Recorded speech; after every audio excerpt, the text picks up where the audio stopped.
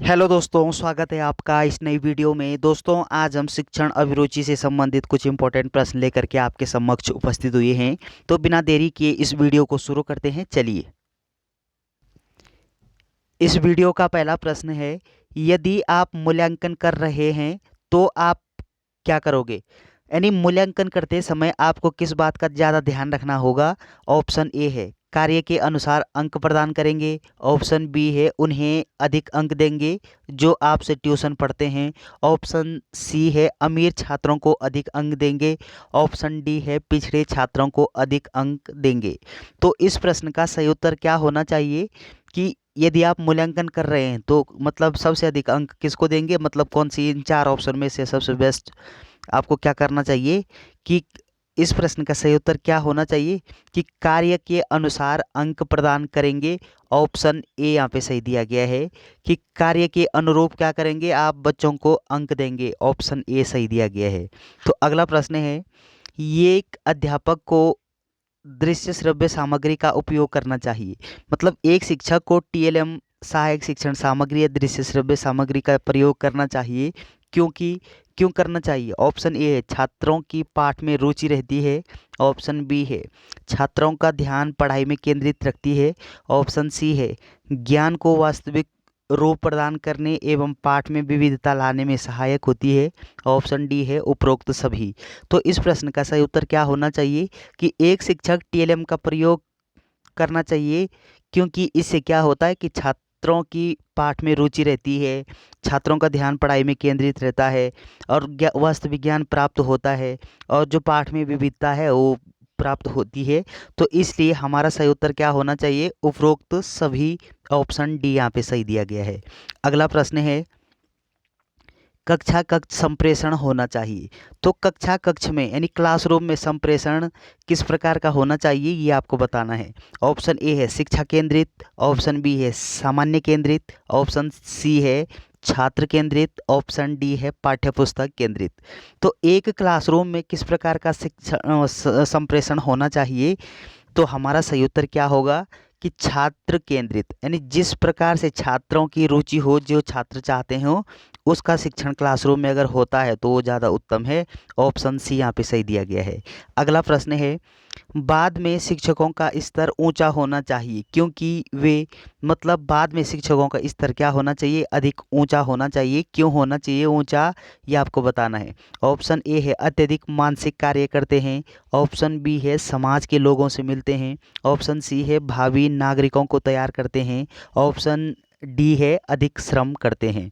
तो इस प्रश्न का सही उत्तर क्या है कि बाद में शिक्षकों का जो स्तर है वो ऊंचा होना चाहिए। क्यों ऊंचा होना चाहिए? इस प्रश्न का सही उत्तर क्या होना चाहिए कि भावी नागरिकों को तैयार करते हैं। शिक्षक क्या करते हैं कि भावी नागरिकों को तैयार करते हैं। तो चलिए, इस प्रश्न का सही उत्तर क्या होना चाहिए? ऑप्शन सी यहाँ पे सही दिया गया है। अगला प्रश्न है, शिक्षक को समाज में स्थान बनाने के लिए करना चाहिए। तो एक शिक्षक को समाज में अपना स्थान बनाने के लिए क्या करना चाहिए?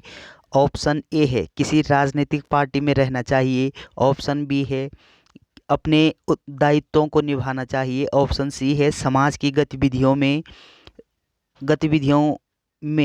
अपने को सक्रिय रखना चाहिए। ऑप्शन डी है अधिक से अधिक जनसंख्या करके अपने प्रभाव को बढ़ाना चाहिए। तो इस प्रश्न का सही उत्तर क्या होना चाहिए कि समाज में एक शिक्षक का स्थान किस प्रकार बनाएगा शिक्षक?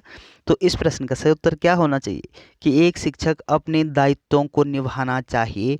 तो शिक्षक की जो रिस्पॉन्सिबिलिटी है, जो दायित्व शिक्षक को, जो जिम्मेदारियां शिक्षक को करनी चाहिए, जो शिक्षक के पास दी जाती हैं, उनका निर्वहन शिक्षक को क्या करना चाहिए? ईमानदारी पूर्वक निभाना चाहिए। ऑप्शन बी यहाँ पे सही दिया गया है। अगला प्रश्न है, एक अध्यापक के रूप में आप अपना शाम का समय किस कार्य में लगाना पसंद करेंगे? मतलब एक शिक्षक होने के नाते आपका जो शाम का जो समय है, उस शाम के समय को आप किस कार्य में लगाना पसंद करेंगे ये आपको बताना है। ऑप्शन ए है राजनीति की चर्चा करने में। ऑप्शन बी है मनोरंजन कार्यों में। ऑप्शन सी है धन प्राप्ति के अन्य कार्य में। ऑप्शन डी है सामाजिक कार्य में। तो एक अध्यापक होने के नाते आपका जो समय है शाम का, उस शाम के समय को आप कहाँ पे इन्वेस्ट करना पसंद करोगे? और इस प्रश्न का सही उत्तर क्या है कि सामाजिक कार्य में।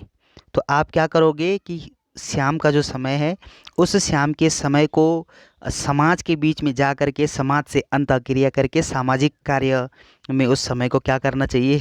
इन्वेस्ट करना चाहिए। ऑप्शन डी यहाँ पे सही दिया गया है। अगला प्रश्न है, सफल शिक्षक वही है जो, मतलब एक सफल शिक्षक हम किसको बोलेंगे, ये आपको बताना है। ऑप्शन ए है अच्छे अंक देता है, मतलब एक सफल शिक्षक वही है जो बच्चों को क्या करता है? अच्छे अंक प्रदान करता है। ऑप्शन बी है नियमित गृह कार्य देखता है। ऑप्शन सी है कठोर अनुशासन रखता है। ऑप्शन डी है छात्रों की प्रगति के प्रति सजग रहता है। तो इस प्रश्न का सही उत्तर क्या होना चाहिए कि एक शिक्षक को हम सफल तभी मानेंगे जब वो छात्रों की प्रगति के प्रति क्या रहता है? सजग रहता है, सचेत रहता है, छात्रों की उन्नति के लिए विभिन्न तरीके से सोच विचार करके कार्य करने का जो नए नए तरीके अपनाता है, तब हम कह सकते हैं कि ये क्या हुआ, आप एक सफल शिक्षक हो। ऑप्शन डी यहाँ पे सही दिया गया है। अगला प्रश्न है, आप छात्रों को दंड देते समय निम्न में से किस मापदंड का पालन करेंगे? आप बच्चों को दंड दे रहे हो और दंड देते समय आप किस मापदंड का पालन करोगे? ऑप्शन ए है अपराध की आवृत्ति एवं गंभीरता। ऑप्शन बी है बिना किसी भेदभाव के सभी बच्चों को समान दंड। ऑप्शन सी है केवल अपराधी की गंभीरता। ऑप्शन डी है केवल अपराध की आवृत्ति। तो अगर आप बच्चों को दंड दे रहे हैं तो आपका मापदंड क्या होना चाहिए? किस मापदंड का पालन करोगे आप? इस प्रश्न का सही उत्तर दिया गया है अपराध की आवृत्ति एवं गंभीरता। तो अपराध की जो आवृत्ति है एवं अपराध की जो गंभीरता है, इस बात को ध्यान में रखते हुए एक शिक्षक को क्या करना चाहिए? अपने छात्रों को दंड देना चाहिए। तो इस प्रश्न का सही उत्तर ऑप्शन ए यहाँ पे सही दिया गया है।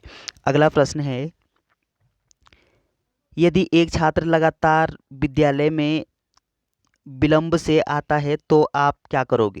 यानी यदि एक छात्र है वो हमेशा क्या करता है? विलंब, देर से आता है, तो ऐसी परिस्थिति में आप शिक्षक होने के नाते क्या करोगे? ऑप्शन ए है उसके अभिभावकों से शिकायत करेंगे।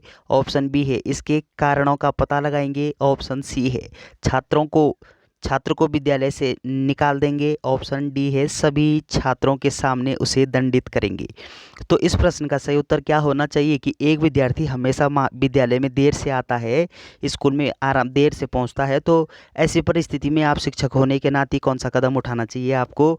तो छात्रों को दंड देंगे, बिल्कुल गलत, छात्रों को दंड नहीं देना है। आरटीए एक्ट में उल्लेख है धारा 17 में कि बच्चों को शारीरिक व मानसिक रूप से दंड नहीं दिया जाएगा, तो दंड नहीं दोगे आप। छात्र को विद्यालय से निकाल देंगे, आपको निकालने का अधिकार नहीं है। इसके कारणों का पता लगाएंगे, उसके अभिभावकों को शिकायत करेंगे, तो शिकायत भी नहीं करनी किसी से। आप क्या करोगे कि इसके कारणों का पता लगाने का प्रयास करेंगे, और जब कारणों का पता लग जाएगा फिर उसके बाद समस्या का समाधान करेंगे। ऑप्शन बी यहाँ पे सही दिया गया है। अगला प्रश्न है, शिक्षक के रूप में कब अतिरिक्त उत्तरदायित्व लेना चाहिए? तो आप शिक्षक होने के रूप में आप शिक्षक होने हैं और आप अतिरिक्त जो उत्तरदायित्व है वो कब लोगे? ऑप्शन ए है नए ज्ञान के लिए। ऑप्शन बी है प्रशंसा के लिए। ऑप्शन डी है पदोन्नति के लिए। ऑप्शन डी है सहयोग के लिए। तो इस प्रश्न का सही उत्तर क्या होना चाहिए कि शिक्षक के रूप में आप अतिरिक्त जो उत्तरदायित्व है, अतिरिक्त जिम्मेदारियां कब लोगे? इस प्रश्न का सही उत्तर क्या है? सहयोग के लिए। ये ठीक है, सहयोग भी करना चाहिए। ऑप्शन पदोन्नति ज़्यादा हमारा फोकस नहीं होना चाहिए, प्रशंसा ज़्यादा फोकस नहीं होना चाहिए। नए ज्ञान के लिए ऑप्शन ए यहाँ पे सही दिया गया है। तो चलिए दोस्तों, वीडियो अगर आपको अच्छी लगती है तो चैनल को सब्सक्राइब करना ना भूलें। Thanks for watching.